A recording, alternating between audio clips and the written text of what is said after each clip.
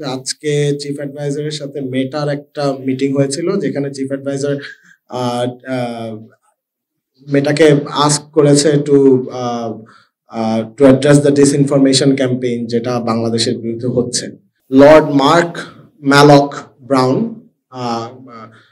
Chief অ্যাডভাইজারের সাথে দেখা করেছেন। তিনি হচ্ছেন one of the advisors of the IMF and World Bank and former head of UNDP.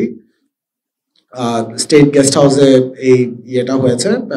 তিনি প্রফেসর ইউনূসকে ধন্যবাদ জানিয়েছেন তার লিডারশিপ, ইন্টারিম গভর্নমেন্টের লিডারশিপের জন্য, এবং তিনিও বলেছেন যে কি কি উপায়ে এই সরকারকে সহযোগিতা করা যায় সেটা নিয়ে একটা ডিসকাশন হয়েছে আর কি। আর সেটা অলরেডি প্রেস রিলিজ চলে গেছে, তো আমি আর বেশি রিপিট করবো না। একটা জিনিস একটু ক্লারিফাই করতে চাই। প্রথমত কালকে হচ্ছে ইউরোপিয়ান ইউনিয়নের বেশ কিছু অ্যাম্বাসেডর, ইভেন বাংলাদেশে যারা আছেন তারা সহ যারা দিল্লিতে বেস তারাও বাংলাদেশে আসছেন চিফ অ্যাডভাইজারের সাথে দেখা করার জন্য। এছাড়া একটা চান্স আছে যে ইন্ডিয়ান ফরেন সেক্রেটারির সাথেও চিফ অ্যাডভাইজার একটা সাক্ষাৎ হতে পারে।